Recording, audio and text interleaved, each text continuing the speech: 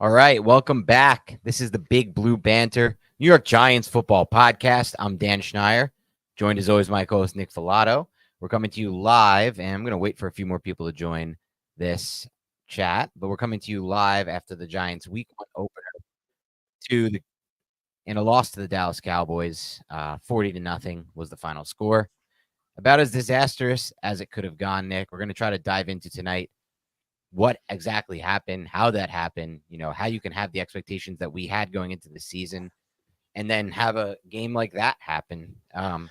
Before we get into that, I wanted to discuss something, earlier that I tweeted that I do honestly believe that sometimes things like this can happen in football where one play can, or a series of plays, I should say, can spiral into a loss like this. And Justin Pugh, former Giants player, talked about this on Twitter tonight. He discussed how, and he has actually played the game, unlike us and unlike anyone listening, really, for the most part, exception maybe a few of you who've played in the NFL, maybe. I don't know if you're listening to this podcast, but, he said, look, I've been in this situation before, and a game like this doesn't always define a team. Sometimes when things start to spiral, they do spiral like that, and you have to throw the game plan out. And once you throw the game plan out, you are not playing to your best ability. And I think that happened with the Giants tonight, Nick. But also at the same time, it's not like the past where they shown some fight. Even in the Detroit game last year when they got blown out, they showed a little bit of fight in that game. And now the Giants, Nick, going into this, have lost by a combined score of 78-7 over their last two football games, both to division opponents, one at home, one on the road. So that's where we're at right now. Are you hitting the panic button, or where are you at with this? I'm not hitting the panic button, but I think it was a humbling experience. A lot of the talk around the New York Giants and even people like us is, did the Giants close the gap with the Dallas Cowboys? And I was like, I don't know if the gap is closing, but I think it's very narrow. It's not very narrow, because I think you're right. There was a cascading effect after the Andrew Thomas false start, really, because it was like the Andrew Thomas false start, then the JMS bad snap, and then the blocked field goal for a touchdown. But even then, you're only down by 6 because Numbnuts missed the field goal. And then the Giants just could do nothing on offense, because the same problem that has plagued the Giants for the last decade plus is still plaguing the Giants, despite the fact that several general managers have poured several different assets into fixing that problem, which is obviously protection in the offensive line.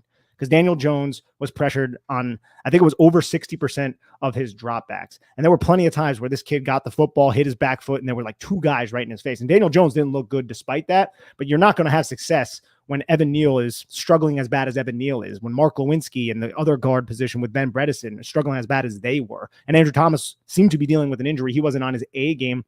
But the thing, and I'm sure we'll get into Evan Neal, I think we could probably start there, right? He's not just getting beat, Dan, by DeMarcus Lawrence and Micah Parsons. He's getting beat by like Dorrance Armstrong and Dante Fowler Jr. That's, to me, you can't be having that, right? And it's I don't want to say I'm hitting the panic button on Evan Neal, but I'm hitting the panic button on Evan Neal before I'm hitting the panic button on the 2023 Giants. That's for certain. Yeah, you said that perfectly. And just to go back before we get into Neal about what you mentioned about Thomas, he initially got injured on the the kick return, trying to make a tackle on the kick return touchdown. So it's just like unbelievable. All that happened because of a series of events where he took a false start on 3rd and 2 in a situation where, quite honestly, I think it was the NFL making up for what everyone saw on national TV on Thursday Night Football with the Chiefs right tackle consistently false starting, it looked like.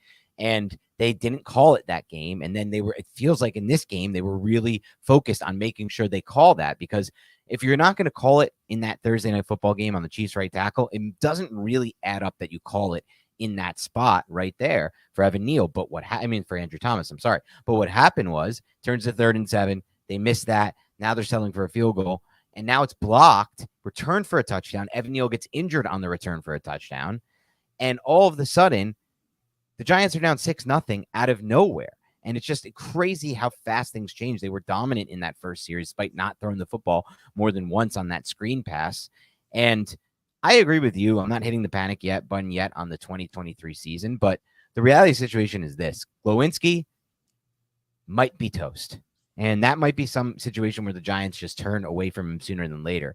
But if Lewinsky's toast and Evan Neal is not taking the jump that we need, there's not really any solution for the Giants in 2023 to be, and I hate to say this, but to be a Super Bowl winning team. You can't win a Super Bowl if your right side of your offensive line can't protect. And that doesn't mean Evan Neal's done.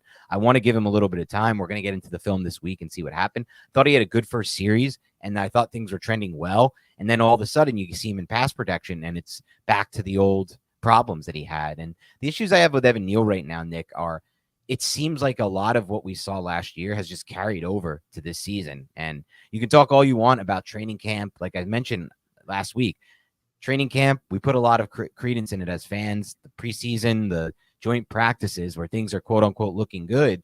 But the reality is nothing compares to an actual football game. And in the actual football game, Neal still looked top heavy. He still looked off balance. He still looked slow off his snap when things mattered. And that's the difference. Like in the game, you have to put it all together. It's not all just about what you practiced in the offseason with Willie Anderson and whatnot. So I am very close to hitting the panic button on Evan Neal. I want to give it a little more time because there's no real option. But sometimes in the NFL, a bust is a bust. And if you look like this, you just don't end up making it at times. I mean, I'm trying to think of examples where what took this long. Andrew Thomas Colton Miller took a half season. Who was it? Colton Miller. Miller. But I think from what I've seen, Nick, lately, the film hasn't been that great with Colton hasn't been Miller. that great. Yeah. Garrett Bowles was another one that took a little bit. Right. I feel like Bowles as well hasn't been really faring as well lately. It's just tough position to play. The issue for me, Nick, is I don't see any solution. Someone tweeted at me like, the Giants better be like looking on the wire. I see Justin Pugh's out there and blah, blah, blah, blah, blah. Like from some other old guy. Just like, dude, like the Texans are starting 4 new starters on the offensive line because they had so many injuries. Kenyon Green out for the year. The Titans, all sorts of new starters. The Rams at Detroit. Like there are teams in much worse situations than the Giants. They would have called these guys already if they felt like they had the capability to play.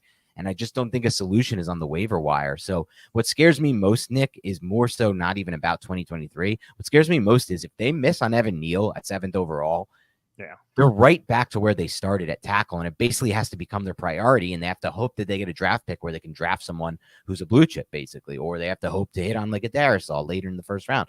But it becomes a situation where you have to move back all your other needs, wide receiver 1, whatever else you may deem to be the needs, to push forward this need. And that's not something the Giants can really afford at this stage of the rebuild. No, they can't. You spent a top 10 pick on Evan Neal. He's supposed to be that guy. This is only his second season, and we can sit here and we can make excuses, but it seems like, well, first off, the front of Dallas is just insane.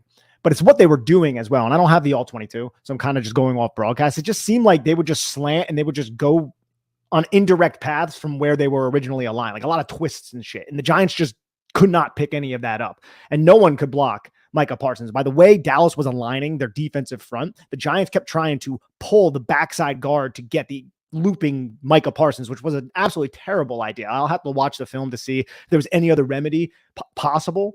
But Mark Lewinsky and Ben Bredesen cannot be kicking out into space to go and locate Micah Parsons. What were there? At least 2 or 3 plays in that game where the Giants attempted that. And Micah Parsons made the Giants pay consistently. And then Daniel Jones was just taking hits all throughout the game, well into the 4th quarter too, because Dable kept them in. I think Collinsworth might have mentioned this. It was probably Jones who was like, I want to stay in there. And I could definitely see Daniel Jones being that guy. But you have your newly paid $40 million quarterback just getting absolutely his ass kicked back there late into a game where you're getting your ass kicked as a team. I'm glad the kid didn't come out injured, bro. But holy crap, this was a wildly humbling week 1. I don't remember like such a deflating loss in a week 1 game, especially with the Giants having the expectations that we rightfully or wrongfully put on ourselves. And I think that's the last part that really makes the most sense. Your point there, Nick.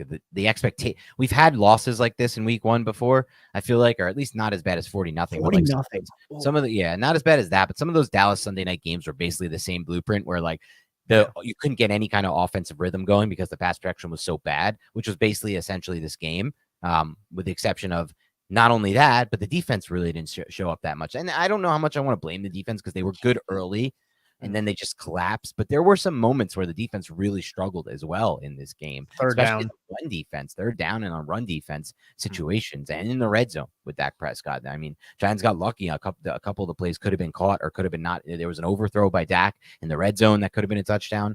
And so, like, it's really just that. It's the fact that the expectations were so high. But I want to touch on something you mentioned because it's something we saw last year. Brian Dable This is Gil Martinez says, are we skipping Thank the you, offense Paul. all 22? I don't know if I can live through this again. The pain. This is like last year. This is like reminds me of like 2021. We had to like bury the tape, Nick.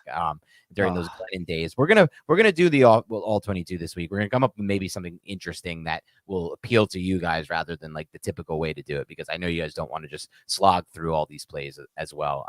So it makes sense, but we'll come with something. And also, Gil, thank you for donating to the page. We really appreciate that. But what scares me most, Nick, is like I love Brian Dable, and this is not going to change that for me this game. It really isn't, because it's not smart to give up on a coach. But he repeated what we saw last year with the Dory Jackson decision. The decision to put a Dory Jackson on the punt return was not a good decision by any means.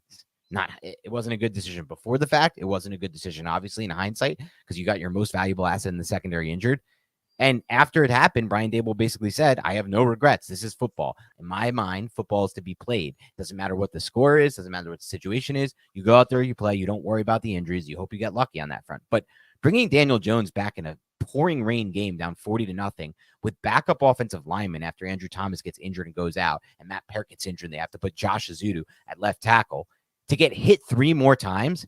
It's inexplicable to me. I have I don't care what he says. I don't care if he defends it. I don't care that Chris Collinsworth said Daniel Jones wants to go back in. You're the coach. You tell Daniel Jones, no, these reps aren't worth it. And quite simply, I don't care what anyone says, like, they need the reps. These aren't valuable reps. The Cowboys weren't trying at that point. They're fake reps. They're preseason reps. Cowboys have their third team defense out there. These aren't reps. There's nothing to be gained at that point. There just isn't. All that can happen is Jones gets hit, Jones gets hurt, Jones gets concussion, anything, another injury to Andrew Thomas, another injury to somebody on the offensive line. Darren Waller's playing late into the game. Thankfully, they took him out for the 40-0 drive, but it's not, I don't care about the explanation, because they don't live in logic for me. There's no rationale that's logic based. It's just, we need the reps. We're supposed to get the reps, but those aren't real reps. You want to bring him out for the third quarter, down 34-0 or whatever it was, fine. I get it. Dallas still had their starters in. And Dallas played their starters, by the way, Nick, for a lot longer than I thought they should as well. I thought that was bad by Mike McCarthy. But yeah, go ahead. I take exception to one thing that you said, that Cowboys were trying, not with their starters, but they were putting backups in there to feast. You had your worst, right? Because they're going to deliver huge hits. Exactly. You have your arch rivals in there padding their stats against your first team offense, and they're laughing about it and joking about it on the sidelines in your house after that offseason the Giants had. Like, that is some of the most humble pie that has ever been served to Giants Nation. And you know what? Some of us deserve to eat it, maybe. I also don't think the Giants are this bad. I don't think they're this embarrassing. I think this was the worst stone nuts. I don't really know what poker term that you would use here, but the stone worst case scenario happened to the Giants. It was Murphy's Law through and through. Everything went wrong. Even little stupid shit in the second half, like Isaiah Hodgins, like, oh, he caught a nice, that's like a 25, and then he fumbles the football. It's just like, oh my God. Same thing with Matt Breida, like the next drive, he fumbles the football. And then when Tony Pollard fumbles in on the goal line, the ball like rolls to Tyler Biadasz. He can like blow on it and dust it off and then fall on top of it. Like, it's just, nothing was going right for the New York Giants no matter what. I don't know why exactly. Obviously, some of it or a lot of it falls on the coaching, players, all that stuff. But man, it just seemed like nothing could go their way. I want to ask you, when something like this happens, Nick, where you lose a game 40-0 like this, what is it? Is it simply just like bad momentum spiraling out of control, or do you think like this game opened up some possible avenues for you to be worried about what's coming in this 2023 season? Like, where do you feel after this? I think it opens up those avenues because the Dallas Cowboys have one of the best pass rushes. But if you look through the Giants' schedule, there are a lot of other teams with very good pass rushes. And if the Giants do get into these battles where they can't run the football and they have to drop back and Daniel Jones is getting killed because the right side of the offensive line can't pick up a simple stunt or twist, that really worries me. I'm going to reserve my judgment to say burn it all down. It's done. I think it was an absolute shit show. It was really just a terrible thing to witness for a team that you're high on, a team that you cover, a team that you're a fan of. But yeah, man, I don't really know. I'm not throwing it away yet. Like, I think the Giants could regroup in week 2 and hopefully rely on the coaching that they had success with last year. But yeah, humble pie, bro. The part of me that worries me, Nick, is the Giants came out early in this game. Obviously, they had success, their most success on that first drive. One pass attempt, a lot of scrambles from Daniel Jones, a lot of good decisions there, some good play calls. I thought that third down run was really well designed by Mike Kafka, and good lead block by Daniel Bellinger. Really good execution there. It's a T formation, bro. Yeah, High school and that's stuff. something we haven't seen. Yeah. New wrinkles in the run game every week. We've discussed that. We like that. And we're by the way, because I know a lot of fans are done with him after one game. They're blaming it all on Mike Kafka. But what concerns me, Nick, is they did that at the beginning, but after that, there were a lot of moments where the Giants tried to just run back some of the things they did so well last year with the boot action, and the Cowboys shut it down immediately. I think that's done. I said that over the offseason. My biggest concern for the Giants, repeating what they did in 2022, is if you run back some of the similar stuff you put on film last year, now there's a lot more film. Everyone says it takes 8 games of film, about 8 games of film to expose a quarterback or to expose a system. And now teams have, 16, 9, 17 games of film and a full offseason to work on it. Cowboys had months to prepare for this, to just take away the main thing the Giants want to do. And that's base everything off the boot action. Get your quarterback on the run. Have those things we discussed, like in the preseason game where there's the two-way options. Jones is on the move. He can either run, he can either throw. But if you're going to do what the Seahawks did to the Giants and the Cowboys and the Eagles did to the Giants in those 3 recent games, it's over. Like, that is over. And the Giants need to retool, and the Giants need to come up with something different. And I know Mike Kafka is a smart enough guy to come back to the drawing board. But the issue I have, Nick, is a lot of the reason they did that last year is because they didn't trust Evan Neal and they didn't trust Mark Lewinsky in pass protection. And if that remains what it was tonight, what are the options? Because you can't go back to the boot action game because now teams are going to be keying on it and exposing it. But you can't also just get rid of it and just drop back and pass because there's no time for the quarterback. The option is to run the football, and you run it well. Because if you run the football, that end man on the line of scrimmage who was disciplined and staying on Daniel Jones against the Dallas Cowboys, we saw, he's going to be crashing down the line of scrimmage a little bit. And I put up a quote that someone just said, and he's right. Like, the Giants, they averaged 6 yards per carry on their first 2 drives, and they stopped running the football. They tried to get more passing and a lot of horizontal stuff too. I felt like when they were running between the B and then like tight C gap runs and some A gap runs that they did, they were able to generate a push. Like on the first drive, Chris Collinsworth was like, "Oh, Dallas Cowboys rush defense sucks still." He was basically saying that. And it seemed that way because Saquon Barkley was breaking off like 5-6 a pop. Matt Breida had a nice run, and then Daniel Jones was also making them pay for moving so much when his first read wasn't there. And the Giants just stopped doing that, and they stopped relying on the run, and they stopped running the football. I never thought I would sit here and advocate like, hey, we got to run the football more. But I think that's what you might have to do. And I believe that the Giants would throw to set up the run, but they attempted to do that through a lot of this game. And that just absolutely did not work, Dan. And you have to, if you want to get those play action boots, you have to start running the football successfully and making that end man on line of scrimmage crash. You're right. And that's something we might see next week against Arizona, a very run-heavy game plan for the Giants because it might be all they can put together for a game like that. And I think that's a great point brought up. I'm sorry I forgot your name. I missed the name when it came up in the comments, but I do appreciate the point.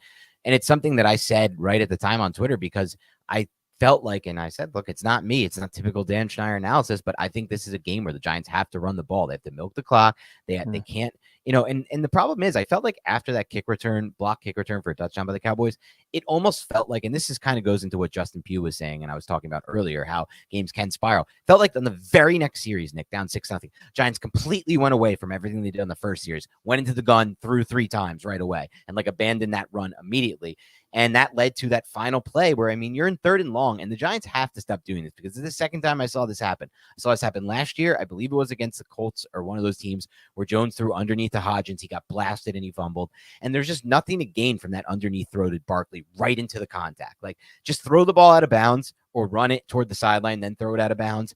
Obviously, don't run it toward the sideline. Throw it across your body for an interception, like he did on that one play. That was bad Jones. That was rookie year Jones. Yeah. And you guys could be listening, and the homers might listen to this and be like, oh my God, they're being so harsh on Daniel Jones. Guys, if you can't criticize that throw and that decision, you got to find a new page, and you got to find a new team, and you got to find a new hobby, because that means you can't criticize anything anyone ever does at the quarterback position if you love them, because that's a really bad decision. We got to just call it a call. But the point is, like, on that play, I don't love throwing it into Barkley into contact there. And I get it. Like, they're trying to set up a screen. They're trying to set up like an underneath throw that maybe Barkley can break, but then the ball has to be out quicker. And that could be on Kafka. I'm not saying this is on Jones. I don't know who that's on, but the point is, on that series, like, they went away from the run immediately. They went pass. It felt like it just spiraled. It was like the game was only 6-0, but in their minds, it felt like it was 24-0 and the game was already out of hand. And I thought that was a little bit of a negative on Mike Kafka and Brian Daboll. And that's not something we were very, we said it maybe 1-2 games last year. We felt like those guys did a poor job. I would say that, as much as we like Kafka and Dable, this was not a good game from them. And we have to call that out as well, right? That's not being haters either. Like, they had a bad game. They went away from the run early. They felt like they hit the panic button early. They left the starters in way too long in this game. And they're dealing with a lot of injuries right now, Nick. Graham Gano headed to the x-ray room after this game. Deontay Banks, I hope that's just a cramp. I don't know. Andrew Thomas, this could be epically bad, right? And there was one more injury as well that I'm not remembering right now too. So just, it was a tough one. And that's not even bringing up the operational errors that the Giants coaching staff had. They had to burn 2 timeouts. I think it was in the first quarter. It definitely was in the first half when the game was somewhat competitive because they didn't have the play call out fast enough and they didn't have the personnel situated. So you're having errors on the sideline where it's not all clicking and it's not all in sync, and it's causing the team to burn timeouts. And then this product happens where the Giants didn't just lose. They got dominated on all 3 phases. They got dominated on special teams. They got dominated on offense. They got dominated on defense. Like, you lost all 3 phases cleanly to a team that we're expecting the Giants to compete with in terms of the wild card race. Cowboys could win this division though, too. Like, we shouldn't rule them out of that. The Eagles lost both of their coordinators and they were really a healthy football team. Dallas, with that defense, and their offense looked fine. They didn't really have to do too much, but with that defense, Dan, they're a true Super Bowl contender, man. I felt like their defense looked great, but I didn't feel like I learned that much about Dallas offense. The Giants didn't have to do anything.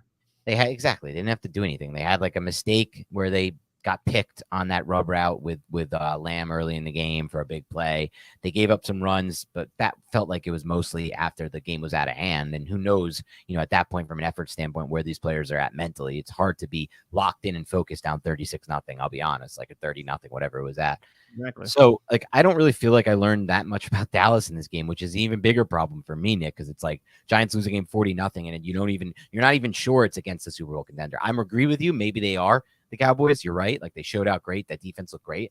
But how much of that defense was them looking great, or how much it was the Giants' offensive line just being absolutely miserable? But I do think you brought up a really good point about it. The Giants weren't really prepared for this game. Some people have credited that, Nick, to them not playing the starters much in the preseason.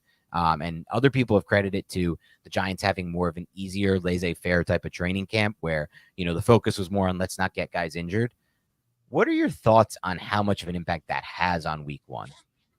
I honestly don't really know too much. Yeah. Judging by the product, I'm willing to listen to any argument somebody has. The laissez-faire thing, I understand. I also understand why the Giants were doing it. They're trying to prevent hamstring injuries for guys like Darren Waller. But when you go out and you lay an egg this freaking massive, this big, I think anybody is allowed to question that and not receive any sort of criticism, because think about it. Giants got embarrassed. 40 burger at home, dude. Like, that infuriates me, man. Like, it's something, dude.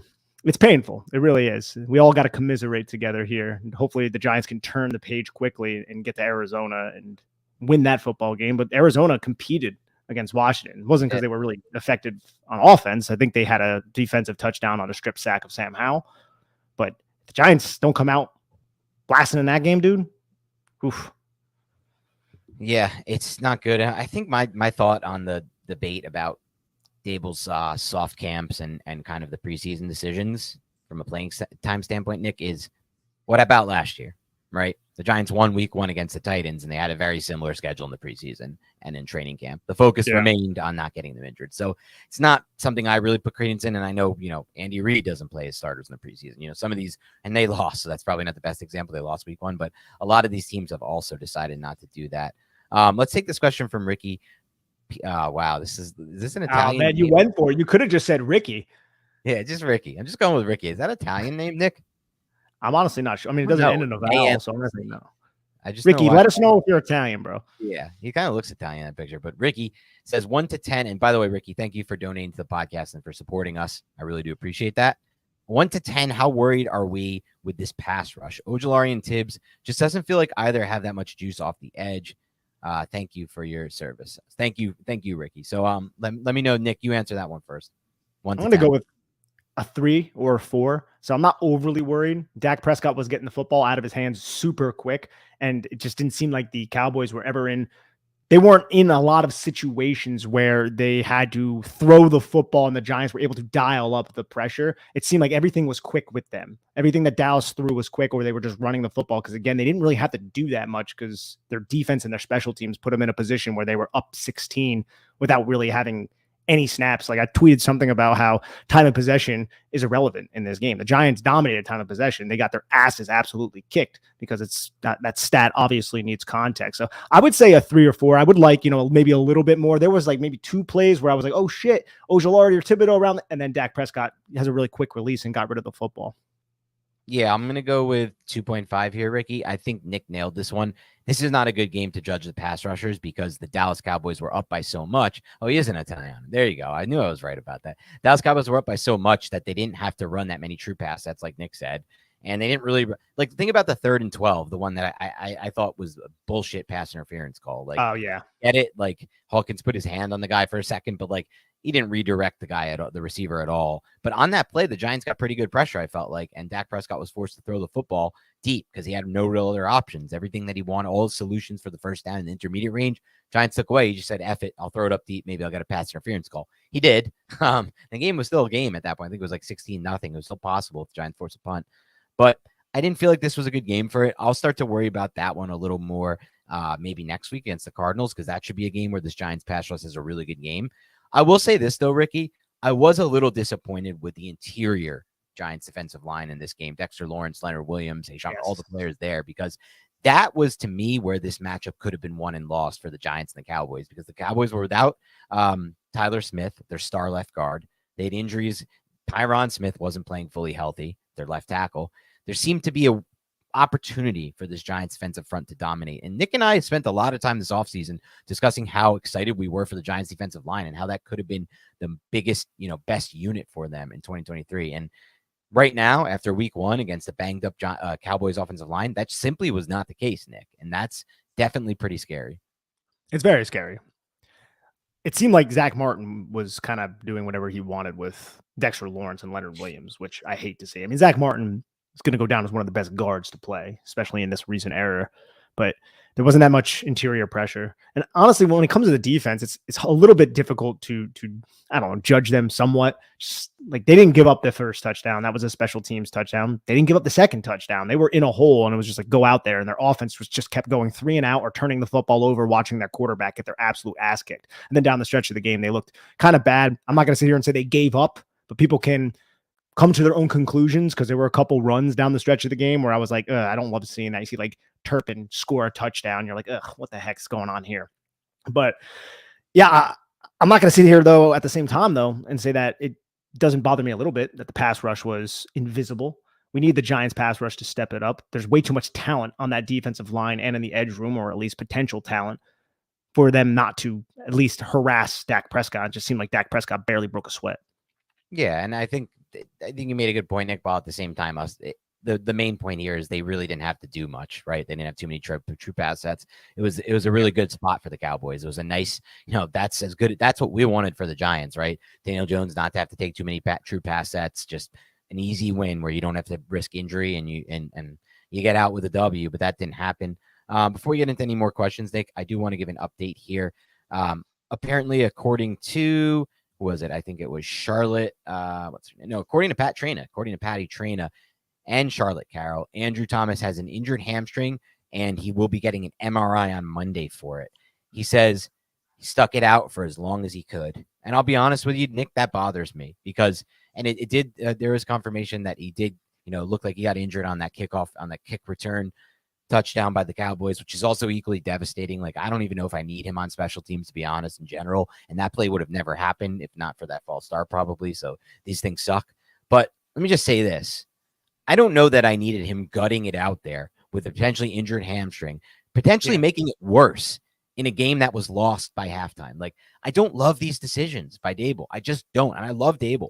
But this specific thing that he does with the injured players and with the lack of care for it's football. Maybe they'll get injured, but you got to put him out there. You don't have to put Andrew Thomas out there the whole, you put him out for the next series. Obviously, it's still a 6-0 game. But by the time he gets to 23-0 and 30-0 by halftime, or whatever it was, 23 or 30, I don't remember what it was at half.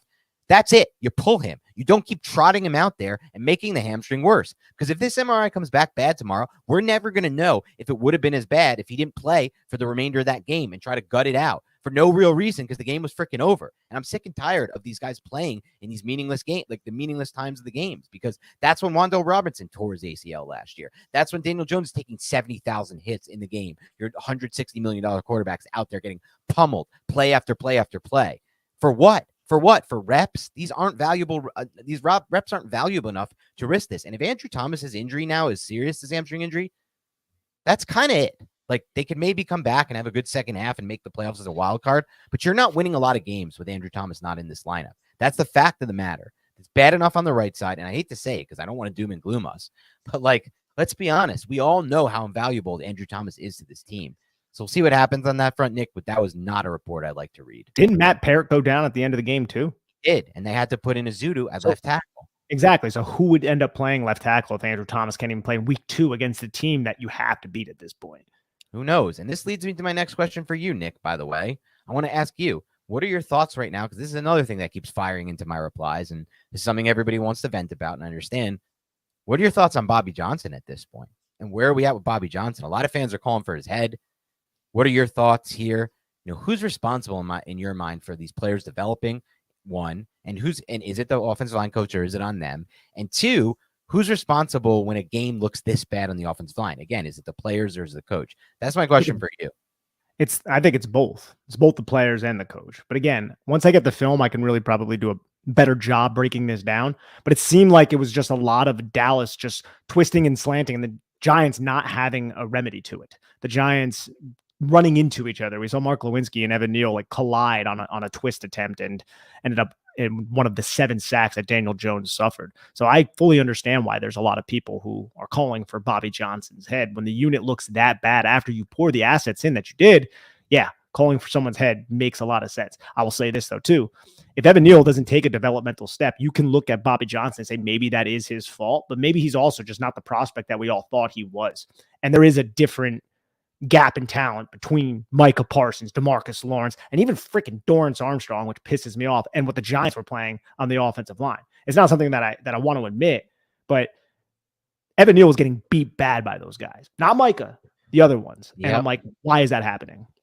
And I think it's happening. We'll see it on the film, so we'll have a better idea after that. But I think what's happening is the same issues that we saw his rookie season. These are related to him, not the coaching, maybe necessarily. I mean, look, that's not always true. Sometimes these coaches are so good at their job. Like, think about what the job that Stoutland did with Jordan Mailata, right? Like this, you're taking a ball of clay and you're molding him into a great left tackle and one of the best in the NFL.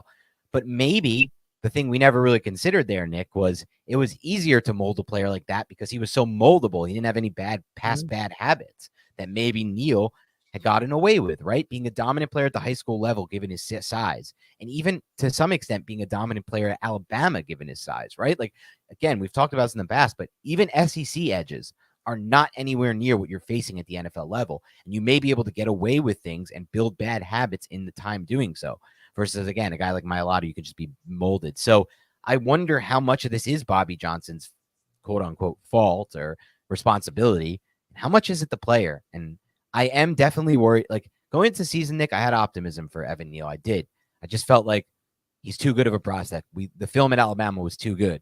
But you know who else had good film in college? Clyde Edwards-Helaire. And he's nothing in the NFL because the speed of the game is too fast for him. And he can't get through the creases. And that's happened with a lot of players. You can be really good at the college level, even at the SEC level, and it does not always translate. I'm not saying that's the case for Neal.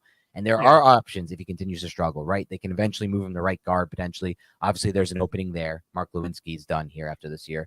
But it's hard to look at this game and be like, I'm not a little concerned with Evan Neal. I'm not a little concerned with Bobby Johnson as well, because like you said, it's both. Responsibility falls on both. It absolutely falls on both. It falls on Mark Lewinsky. It falls on Ben Bredesen. And who's the coach of all that? Bobby Johnson. JMS too, by the way. I didn't think he was that good in this game either. There were times I thought he was overwhelmed.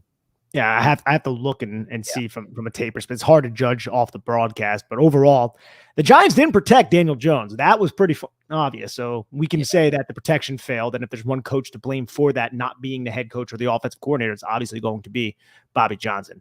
So the Giants knew what they were getting themselves into with this game. You know, you have Micah Parsons. You know, you have Dan Quinn. You know, you have DeMarcus Lawrence. You know, you have one of the better pass rush coming in, and they still didn't have any answer once they faced a little bit of adversity.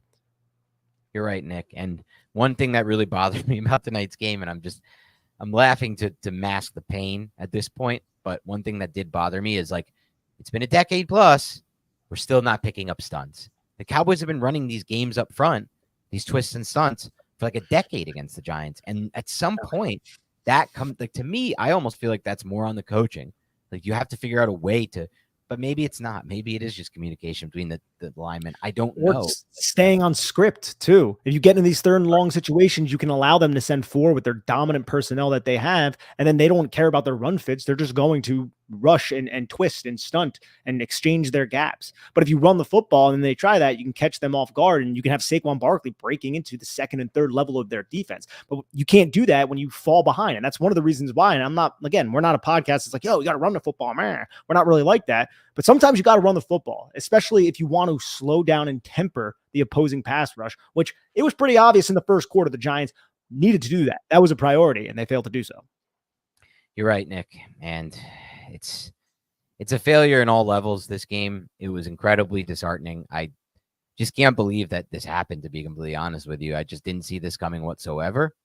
And now the Giants have to just find a way to turn the page, and they have to figure out a way to put this behind them. I don't know at this point what they can do to mask the offensive line issues, except just have better matchups, right? Like it's not going to be Dallas every week. That's the good news. But the problem is you got to beat Dallas. You got to beat Philly to make it anywhere in this NFC. The Niners as well. The Giants didn't really play last year. Did not play last year, I should say. They got to show something too going into week 2 against a very beatable Arizona team. Like you just got embarrassed at home. Like we need to see how you respond to that type of embarrassment. Ice Mike 6969 says the Giants are officially eliminated from playoff contention. We need to draft 6 offensive linemen, 2024 draft ! Ice Mike, thank you so much for the $5 donation. You're the man. And yes, I would say 10 offensive linemen if they can figure out a way to get 10 draft picks. Yeah. I mean, this is also the problem, right? Like everyone talks about this and discusses it, but I feel like the Giants have made a pretty concerted effort to try to improve their offensive line. And I don't think they're the only team that's poured assets into this that's failed. Like this is the state of the NFL. It's really hard to develop an offensive line, and it's really hard to develop not only a specific, an overall group on the offensive line, but even these individual offensive linemen. So it's like, yes, they can draft more. And like I talked about earlier, Mike, and again, thank you so much for donating. Obviously, as you've probably noticed on these live shows, anyone who donates, we'll try to answer it. We will answer your question for sure. But these are still going to be mostly recap podcasts where Nick and I discuss the game, our quick reactions, quick takeaways. But you can continue to draft it. And like I said, it now becomes the priority number one if Neal doesn't improve this year. And that's right tackle. It, to me, is more important than wide receiver 1. It's more important than edge. It's more important than literally anything on the roster at this point, because nothing happens if the offensive line, as we saw tonight, and we've seen countless times in the past, you don't need Jerry Rice and Jerry, whoever, Jerry Rice, name every good receiver in the history of the NFL. Doesn't even matter. You went with the second Jerry good wide receiver. Is there a second good? I was thinking, like, for some reason, I was thinking about Julio Jones. And then I said, I was going in the direction of Jerry Jeudy because I went Jerry Rice. And I was like, I'm not going to say Jerry Jeudy. Jerry Judy's not a receiver, like not that level of receiver. I wish you were going to say Jerry Jones. Like a part of me thinks, like, because you were saying Jerry and you were thinking Julio Jones. Maybe real estate in my head after a game like tonight that I might actually say something like Jerry Jones. Yeah, exactly. And you know what? I feel like that part of why the Cowboys had their starters out there so long, which again puzzled me, is like I think back to last year. I forgot the team it was. I think it was the Vikings. They blow out, and they had their starters in late in that game too. I think the Cowboys are one of those teams that likes to pour it on and likes to get the blowout and the number to be bigger, and so. Honestly, they're lucky they didn't get a major injury. Obviously, we're hoping at the same time this Andrew Thomas thing, MRI tomorrow on the hamstring, it can't be anything. Quite frankly, the Giants cannot afford this whatsoever. We'll see what happens there, but yeah, man, it's just the receivers don't matter if the offensive line doesn't protect. So I agree with your main point here, Mike. I appreciate it, Ice Mike. And look, they'll have to prioritize it in the draft because you don't typically find offensive linemen in free agency.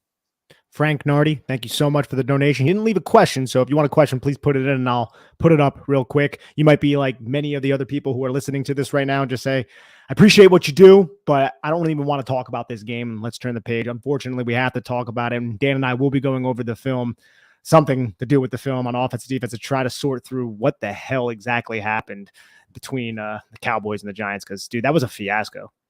It was. And you guys can let us know, by the way, through the next maybe 24, 48 hours. We'll probably record both film ones on Tuesday. Just what you specifically want to know. Like, obviously, we're going to most likely default to expecting that you guys want a breakdown of the offensive line and what happened there. That's going to be my main focus when I'm watching the film, Nick. I'm also going to focus on the play calling and the play design. Those are where I'm at. But I know separation too. Separation. I was just going to say, I know some people also kept asking me, what's going on here? Is it just offensive line or is it the receivers are not getting open? So we will look at Slade and we will look at Hyatt. We look at all these receivers and see what kind of separation they created as well. Peter, thank you so much for the $9.99 donation. You got a serious question here. If this season goes sideways and you are somehow in a position to draft Caleb or May, that's Caleb Williams and Drake May, two really good quarterbacks, do you pull the trigger? Yes. Yeah, you're going to expand on that, or you're just saying yes with that? No, I think it's that simple. I think, yes, if you're in a position to draft, the Giants are that bad because you would need a top 3 pick to be in that position. The Giants are that terrible. Something bad happened to Jones or he got injured, regardless of the fact, and that sucks for Daniel Jones, and there's some utility, obviously, in Daniel Jones. He's proven that throughout his NFL career. But if you're in that position and you already ate the shit that you had to eat to get there, yeah, you absolutely select one of those two quarterbacks, whoever you like better. It's a good question. I think the only way the Giants can be in that position. So I'll start by saying this, Nick. I think the easy answer, the obvious answer for me is yes if it's Caleb Williams. I need to watch more Drake May before I say that's a yes. Caleb Williams, I've seen enough. I said this to my other friend. I said it on the Fantasy Football Today podcast. Jamie Eisenberg made the point that no matter what the Colts, how bad they finish this year, they're not going to draft. They shouldn't draft, and they're not going to draft Caleb Williams. They have to go with Anthony Richardson. It's developmental year. And Adam and me were like, that's crazy. If you get the number 1 pick, you trade Anthony Richardson, you take Caleb Williams. The same is true for the Giants. The same is true in my mind for like basically every team but 4 or 5 in the NFL. That's how good of a prospect Caleb Williams is, and you don't miss on that opportunity. Not only are you taking the chance on, quite frankly, one of the best prospects entered the draft in a while. And obviously you're seeing now what's happening with Trevor Lawrence, the last great prospect enter. He's starting to really come into his own. But also you're then getting him on the rookie contract where you're clearing all your cap space. Of course, a big thing there is the Giants would have to find a trade partner for Daniel Jones if that were the case. But honestly, as serious as that question may be, I don't think there's still any opportunity for the Giants to finish with the number 1 overall pick. The only way that could happen is if Daniel Jones gets injured for the year. And he's a tough dude. Look, you could get bad luck ACL at any point. It's the NFL, or Achilles or whatever it may be. There are season ending type injuries that are just pure luck, but it would have to, that's the only way that could ever happen. So I don't foresee that really happening. I agree with you. I don't think it's going to happen, but in that scenario, if it did, then yes, the Giants would pull the trigger. We got one more question here from Jordan. Jordan, thank you so much. Thomas getting hurt is the worst thing about the game for me. I hope it isn't too serious. Not necessarily a question, but a statement, and a statement that I believe Dan and I both agree with. Look, if it was just you got embarrassed, it's one of those things that you kind of just take and you'll always remember. You'll be like, remember that time the Giants got the rat? Oh, man, that's terrible. Possibly losing Andrew Thomas for any amount of time is arguably it's a top 3 loss for the Giants. It's like Daniel Jones. Like, I don't want to sit here and put value on the players, but Daniel Jones is probably the biggest loss. And then Andrew Thomas probably 2, right? Thomas or Lawrence too. But I think given the situation and the lack of depth behind it versus the lack of depth at D tackle, which we obviously have some options, it is Thomas too, just given that situation. Yeah. So it's Jones, Thomas. And look, just to follow up on your comment, again, I'll reiterate this because it means a lot to me. You got a player injured already after that kickoff play in the first quarter with 8 minutes to go, and you're grinding him out there down 33-0, despite the fact that he's already injured. That's on you. That's a bad decision by the coach. I won't hear anything about it. You can complain all you want. Call me a hater all you want. I don't give an F because you don't do that. You don't make that mistake. You want to put out the guys who aren't injured yet. Daniel Jones, which I don't agree with either. Darren Waller, anyone I don't agree with, quite frankly. And some people are like, you can't just give up on the game. Yes, you can. It's 33-0. You do give up on the game, okay? It's over. What's more important is staying healthy for the rest of the season. There's a 17-game season. You don't just go out there and say, just do it. You got to play. You got to do it. You can't give up. It's sending the wrong message. You know what's the worst message? Not having Andrew Thomas out there, being forced to put Josh Azudu at the left tackle position. I know you're standing back, Nick, because I'm yelling at this point, but I just hate these people who say that because it doesn't make any sense to me. If Andrew Thomas's injury got worse by him playing in this game, that's on the coach. And I don't care because that's more important than them getting reps. Oh, I love the fact that you just went on a Dan rant. Dan rants are some of my favorite, and that's a good one. And you know what? This might have been the first Dan rant about the coaching staff because we bitched and complained about the Adoree Jackson decision, but I don't think we got a Dan rant. So now we get a Dan rant, and I appreciate it. And I think you're right, man. I do, especially if they were aware. I mean, I'm imagining they have doctors, they have a whole process, but I don't want to mess with these hamstrings, especially not when it's 33-0. But if they didn't want to take Daniel Jones out, maybe they were like, we want Andrew Thomas in there because we don't want to put Matt Parrott in there. Maybe that's where their heads were at. But at this point, it's like, when are you going to just wave the white flag? Like, you're beat. You got to just take the L sometimes. Yeah, it's more important to keep your guys healthy. And yeah, they have a process, Nick, I'm sure. Obviously, they're not idiots. But part of that process, as you mentioned, or that Chris Collinsworth said at least, was let the quarterback decide that I want to come back into the game, right? And yeah, as Daniel Downing said, and I talked about this on Twitter, Burrow was taken out early today. Great decision by them. Why the hell would you risk Burrow going back out there? And I bet Burrow might have not been pulled if it weren't for the fact that he's already playing with an injury after injuring himself early in training camp. Andrew Thomas playing an injury in this game, you take him out. You just bottom line. And guess what? If you don't feel comfortable with Matt Parrott at left tackle, now, I wish I had a hole-in-one side guy, Bri. But if you don't feel comfortable with Matt Parrott at left tackle protecting Daniel Jones, and that's why you're putting Thomas out there, guess what? It's time for Tyrod Taylor, or it's time to put Jones in and just hand the freaking ball off and call it a day. I don't care. You're down 33-0. This isn't the Vikings versus the Colts. This is the Dallas Cowboys. They're not the Colts. You're not coming back down 33-0 in this game. You're just not. They showed no signs of it. The Vikings showed signs of it in that game. They were playing a horrific team coached by an idiot, Jeff Saturday, who should have never been a head coach. Obviously, that's not the case here. You're coaching against Mike McCarthy and a potential Super Bowl team, as Nick said earlier. And we'll see about that, but they looked like it tonight, obviously, at least on the defense side of the ball. So I'm not going to defend Dable at all in that regard. I'm just going to sit here, go to sleep after this, Nick, and hope that Andrew Thomas wakes up with a good MRI.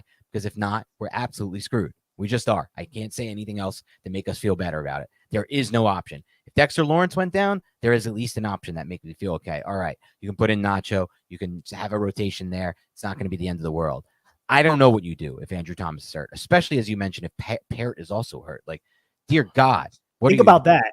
Think about that situation, Dan. We're sitting here being like, oh my God, if Matt Parrott's hurt. Like, that's where we're at right now in terms of the depth of the New York Giants offensive line. And I don't know if I can blame anyone for that, though, Nick. I just feel like this is the state of the NFL. I was listening to Field Yates talk on one of the podcasts I listened to, Nick. I can't remember which one now. And Field Yates was talking about, like, you know, what they asked him, like, what are some big takeaways around the NFL? What are you hearing in NFL circles? Things like that. He's very connected. He's like, the state of offensive lines around the NFL is as bad as it's been in as long as he can remember. And that's what every general manager is talking about. Every NFL circle is just talking about how bad offensive line depth is across the NFL. It makes it crazy, though, when you consider what the Cowboys and Eagles have done, which is continue to draft no matter how good they were on the offensive line. And that's why they're in the position where they're in, where Tyler Smith's out tonight. And it looks like they're no worse for the wear, despite losing Tyler Smith tonight and Tyron Smith playing through an injury. No worse for the wear. Meanwhile, the Eagles, you know, they have backups right now they could put right in and feel good about on the offensive line. So, you know, at some point, the Giants just have to keep doubling down on the line, in my opinion. Like, don't even worry about the skill players. Like, just get this line fixed first. Figure this thing out. It's what we've been trying to do for at least a decade now, it seems like, and it's just not working. And I don't know who to blame or who to point fingers at: coaching, development, the players themselves. I'm sure it's a combination of all of it. But as we look at the New York Giants right now, heading into week 2, if there is no Andrew Thomas out there, it's a big problem. That's a massive problem against a team that we expected just, 10 hours ago to blow out. Yeah, I mean, look, I made the prediction in our win by win record. I thought we both predicted them to win this game. That was an L for us. But I also I predicted they killed the Cardinals. You at least said they'd only slightly, or it would be somewhat of a game. So I think you are tracking to be a little bit more right. This is the craziness about the NFL, though, Nick. I would not be shocked if next week the Giants do blow out the Cardinals. I really wouldn't, because that's how much I think that they can put this kind of game behind them if and only if they're healthy for it. And one way to not be healthy for it is put your quarterback out there taking slamming hits for the whole second half, or put Andrew Thomas out there when he already has a hamstring injury. These are bad decisions. And again, I'm doubling down on this, but I don't care. It's the main point for me right now. This is what bothered me. And you made a good point. Like, it's the first time I've ever felt really, the compelled to rant about this coaching staff. So I haven't really cared. Like, other people have been pissed at times about the play calling, or, the Dory thing pissed us off, but not to a crazy extent. There's been some conservative fourth down decisions, I think, in the past last year, but nothing to this extent. Like, I just can never get over playing the guys in blowout losses, especially guys that are already injured, like Thomas was. I'm right there with you, especially when you have your newly paid quarterback out there, like getting just teed off these Cowboys backups. These Cowboys backups are sitting there dabbing each other up like, we're going to get a payday. They're piling their stats on in your homes. You know how that is such a demoralizing loss. There's no way to rationalize it. It is one of the biggest black eyes the New York Giants could have suffered in week one. They just suffered. They got punched directly in the face. They got KO'd. They got knocked out. Now they need to regroup, travel across the country, and play a team that they're going to be favored against more than likely. And if they lose that game, like we said a little earlier, holy crap, man, that's sky's falling type shit. I wonder what the line's going to be on that game now. I thought probably would have opened. The Washington football team at home were 7-point favorites over Arizona. They did not cover that, I believe. No, they didn't cover that. They won by 3, or 4, I think it was. And so the Giants might have opened as but on the road, probably would have opened as 5.5, 6 maybe. Probably going to be down to 3.5, 4 for the Giants favorite by this game, if not less. It might be a 3 or a 2.5. We'll have to see how Vegas treats this matchup, but it's a deflating loss, to say the least. One thing before we get out of here, Dan, just because you and I have talked about this a lot in the past with Daniel Jones, and I'm not trying to make any excuses. This was devastatingly bad, and Daniel Jones didn't play well, and he had some boneheaded decisions, but the loss isn't on Daniel Jones. No. We have said before that Daniel Jones has struggled throwing in wet conditions and windy conditions and in bad weather. How much credence do you put into that? Not on the pure fact that the Giants lost this football game, but just because the offense looked so out of sorts all throughout the game. It's a good question, Nick. I want to watch the film to have a better feeling on this, but I'll say this. I would put very little for this specific game just from my memory of the broadcast, what we just watched. So I feel like he didn't have a lot of throws really in this game. There were some bad decisions that he had with the football. Paris Campbell one, but that was it was just one was a little short, but again, it wasn't like, oh my God, this ball just came out so bad on this point. And I thought the throw to Waller on the run where it looked like he was going to scramble and run with it, and then he popped back, changed his arm slot, and threw the ball to Waller. That was a really good throw to Waller on that one. I thought that was a good job by him. And I didn't feel like, again, it's another Giants game that goes by without a deep shot, which is tough to. It's not fun. They had it dialed up. They had it dialed up. They did. I saw the plays where you can look at the top of the screen, you see the stutter and the go, and then Daniel Jones just and next thing you know, he had to run for his life. Yeah. And that's, what people have said in the past, Nick, and this is not talking about him throwing the football, but what people have said in the past is, the real issue with the Giants not executing a deep passing game is that they don't have time in the pocket. And this was a good example of that. There have been times on film in the past where that wasn't always the case. Seattle, Washington last year, there were deep shots to be had that weren't an issue of time in the pocket. This was not that. This was simply, like you said, there was no option to throw deep in this game. The offensive line and pass protection was that bad in this game that there simply was no option for Daniel Jones. So this game, I don't put on Daniel Jones that much, to be honest. We'll go back to the film and figure that out for sure. But that would be my takeaway from this. Yeah, I'm right there with you, bro. Yeah. All right. And I know I promised we would get to some Kafka stuff. We'll do that on the film breakdown this week. So, because we don't have time for that tonight, but thank you so much for tuning in to this live Big Blanter show. Judging on how this one went, this is probably going to be a weekly thing for us. I saw at one point we had over 600 people watching on the stream, which is awesome. If we can get to that number every time, and thank you, by the way, for doing that. Thank you to everyone who donated to the show. What we'll do on these shows is it'll be similar to our reaction pod from last year, where we just react to the game quick takeaways, but we'll also answer questions for anyone who donates to the show and supports the show. So I think it's a fair way to do it, and it's good for everybody here. So thank you for supporting the show. Keep it locked and loaded. This week, we're going to do some stuff with the film. We don't know yet what we're going to do. We'll discuss that, Nick and I. We want to make it something you'll be interested in, because I doubt you want to hear about every single play on film in this game. It's certainly not the best film that we're going to watch this year, we hope, for the Giants. But yeah, keep it locked and loaded. We'll also have some other content coming this week as well. So thanks a lot. Have a great rest of your week. And I have to say this, Nick, because maybe it'll change something, but go Giants.